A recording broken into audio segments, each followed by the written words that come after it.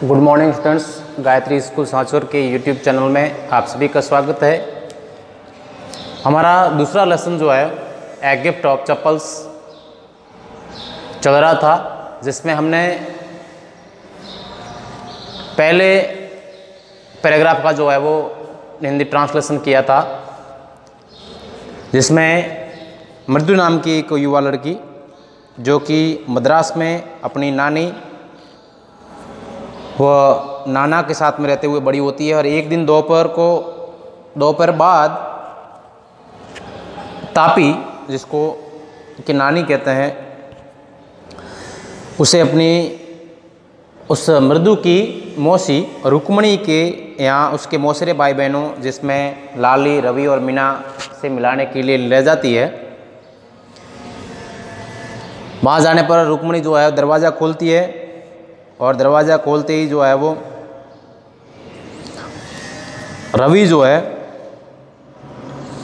रवि और मीना वो तेज़ी से बाहर निकलते हैं और मृदु को जो है वो घर के अंदर खींच लेते हैं।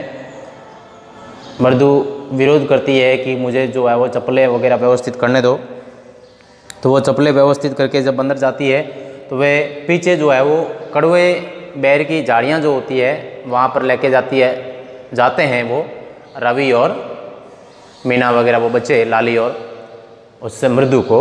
और वहाँ पर वे देखते हैं कि फुटबॉल का पुराना फुटबॉल जो है वो बटा हुआ, उसमें रेत बिछाकर उसके ऊपर बोरी बिछाई हुई है और उसके ऊपर एक छोटा सा बिल्ली का बच्चा जो है वो वहाँ पर था। और उनके द्वारा जो है वो उसको उस मृदु को वो बच्चा दिखाने के बाद जो है वो रवि जो है वो दूध उस दिन जो उसने पिलाया था उसको दूध पिलाने में, उस बच्चे को दूध पिलाने में उस दिन उसको कितनी परेशानियाँ हुई उसके बारे में उसने जो है वो मृदु को बताया था और कहा था कि हमें जो है वो अब इसको दूध पिलाने का दूसरा रास्ता जो है वो खोजना पड़ेगा, क्योंकि उनकी नानी जो है उनको जो है वो इस प्रकार की चीज़ें जो है वो पसंद नहीं है। और उन्होंने कहा था कि अगर उसके नानी को जो है वो इस बात का पता चल गया कि उनके पास जो है वो बिल्ली का बच्चा है तो वह उसके मामा के घर पे जो है वो रहने चली जाएगी।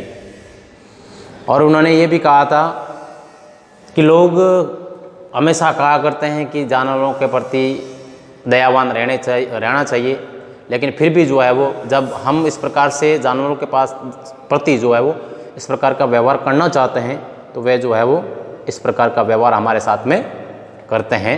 और उसके बाद उन्होंने जो है वो दूसरा रास्ता, उस महेंद्र नाम का जो है बिल्ली का बच्चा था उसके लिए जो है वो उस दूध पिलाने का दूसरा रास्ता जो है वो खोजने के बारे में, सोचने के बारे में कहा था।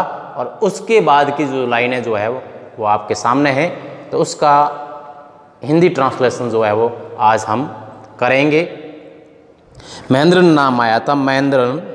अब महेंद्रन क्या है, कौन है, क्या है, इसके बारे में जो है वो अपन जानेंगे। तो सबसे पहले लिखा है महेंद्रन।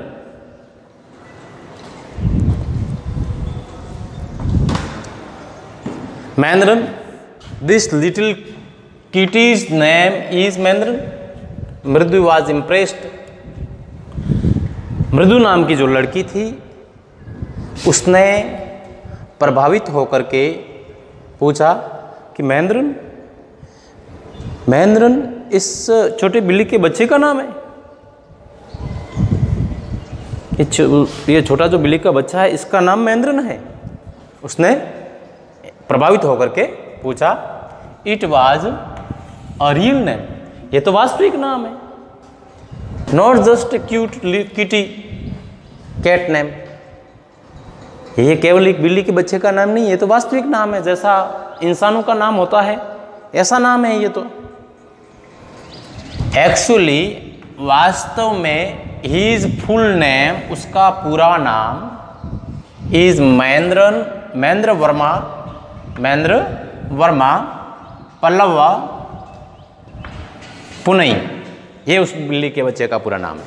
उसने कहा वास्तव में इसका पूरा नाम, इस बिल्ली के बच्चे का पूरा नाम है Mahendra Varma Pallava Punai. MP Punai for short if you like. अगर तुम चाहो तो इसको MP पुनई भी बोल सकते हो। MP Punai, M for Mahendra Varma, P for Pallava और पुनई, ठीक है।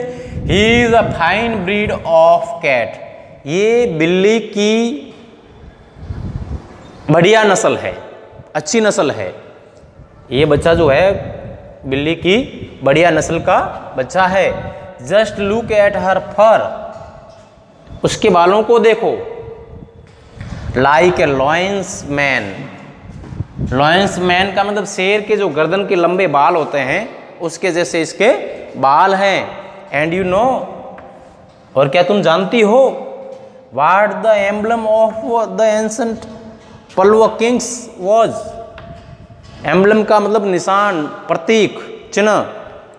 क्या तुम जानती हो कि प्राचीन पल्लव राजा जो थे, प्राचीन पल्लव राजा जो थे, उनका प्रतीक क्या था? क्या तुम जानती हो?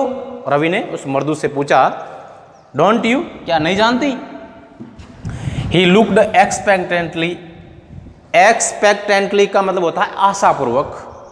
एट मर्दू, उसने मर्दू की तरफ आशापूर्वक देखा कि ऐसा जो है वो मर्दू ने सुना होगा। मृदु गिगल्ड, मृदु जो है वो अधीरता से हंसी। थिंक आई एम जोकिंग, जब वो हंसी तो उसने कहा, रवि ने, तुम सोच रही हो कि मैं केवल मजाक कर रहा हूं? वेल, ठीक है, जस्ट वेट, थोड़ा इंतजार करो। I will show you some time, मैं तुम्हें कुछ समय में इसको दिखा दूंगा। It's clear you don't know, ये साफ है, ये स्पष्ट है। Don't know a thing about history, इससे ये स्पष्ट है कि तुम इतिहास के बारे में कुछ नहीं जानती। किसका मतलब हुआ? इट्स क्लियर, ये स्पष्ट है, इससे ये स्पष्ट है, जैसा तुम कह रही हो इससे ये स्पष्ट है। You don't no a thing about history, कि तुम इतिहास के बारे में कुछ भी नहीं जानती। हैवंट बीन टू महाबलीपुरम, तुम कभी महाबलीपुरम नहीं गई हो? हैव यू, या गई हो? ही सेड मिस्टीरियसली, उसने रहस्यमय तरीके से कहा। वेल, ठीक है। When our class went to Mahabalipuram, जब हमारी कक्षा जो है वो महाबलीपुरम गई थी, आई सा स्टेच्यू, मैंने वहाँ पर एक मूर्ति देखी थी, ऑफ हिज, इसके, इस बिल्ली के बच्चे के दादा के दादा के दादा के दादा के दादा की, दादा के दादा के दादा के दादा की, इत्यादि, एटसेटेरा एटसेटेरा, इत्यादि, आदि आदि। फैक्ट इज, लेकिन तथ्य ये है, सच्चाई ये है, Mahendran here is descended from that very same ancient cat. तथ्य ये है या वास्तविकता ये है कि महेंद्रन जो है वो उस प्राचीन महान बिल्ली का ही वंशज है। ठीक है, तो इसका स्क्रीनशॉट ले लें और इससे आगे की कुछ लाइनें जो है मैं आपको करवा देता हूं, फिर आगे स्टोरी देखिए।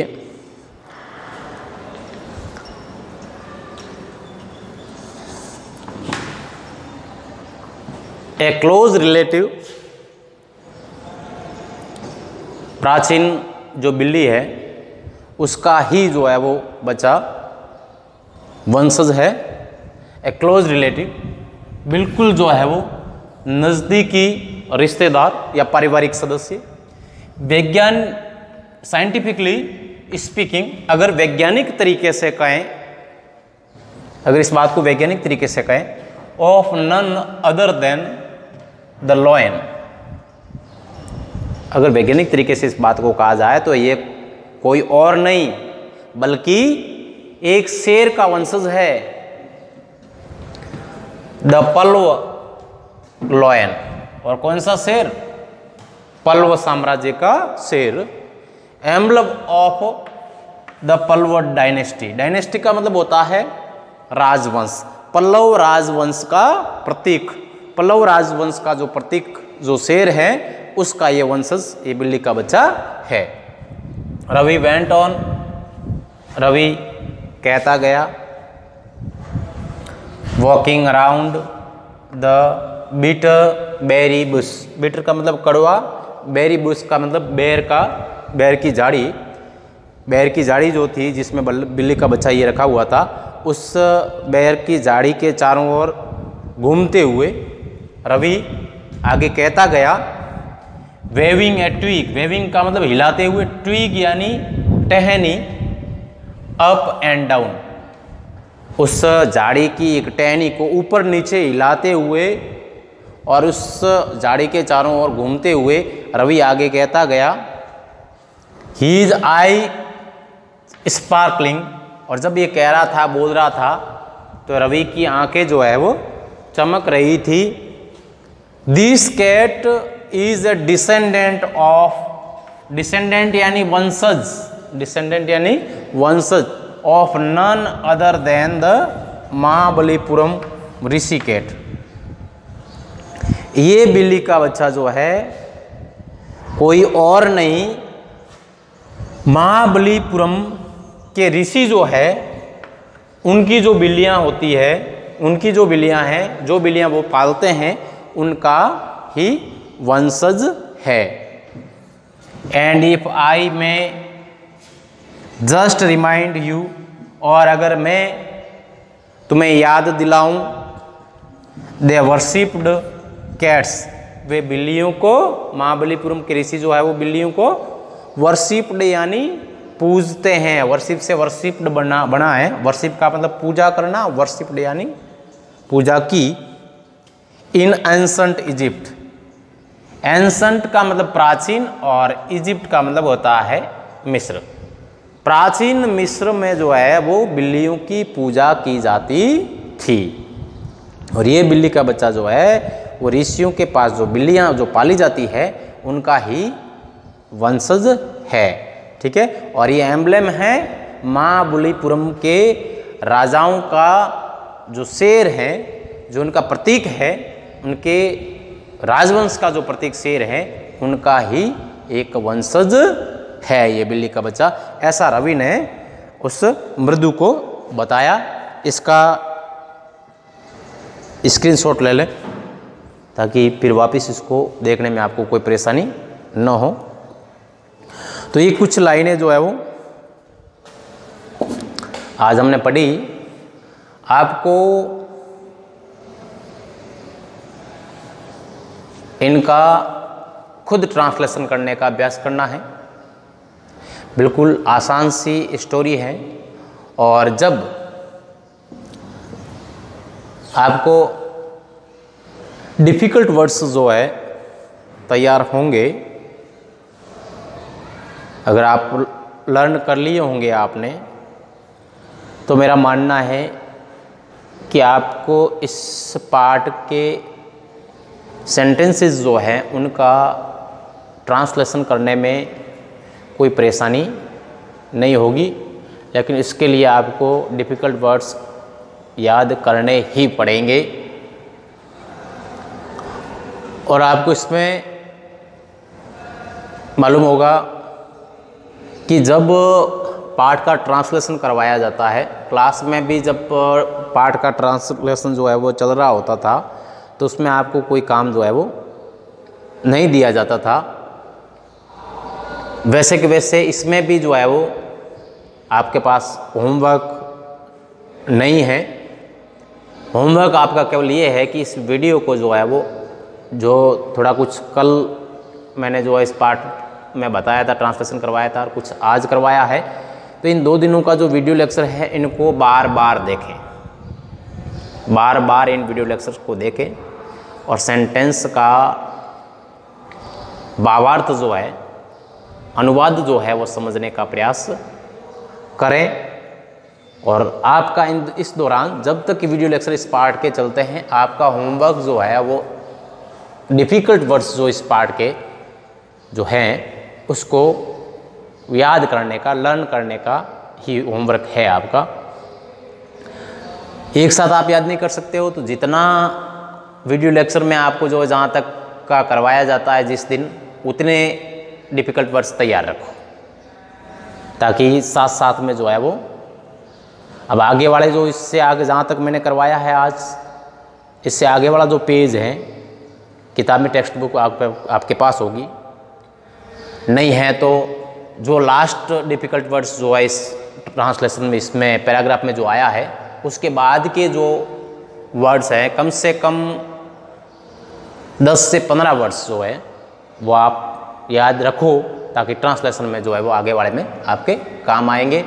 और ट्रांसलेशन जब करते हैं तब ये डिफ़िकल्ट वर्ड्स जो आपको लिखवाए हैं ये बहुत मायने रखते हैं, और डिफ़िकल्ट वर्ड्स मैंने वही लिखवाए हैं जो सबसे महत्वपूर्ण हैं और आपको पहले जो है वो आपने देखे नहीं हैं, पहली बार आपके सामने आए हैं, उन्हीं को मैंने लिखवाया है।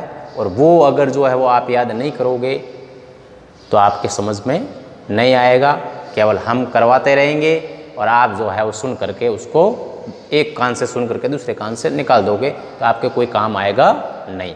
अगर पाठ को अच्छी तरह से समझना है, पाठ की विषय वस्तु को समझना है और अच्छे अंक प्राप्त करने हैं, तो जो है वो आपको स्पेलिंग्स याद करने पड़ेंगे।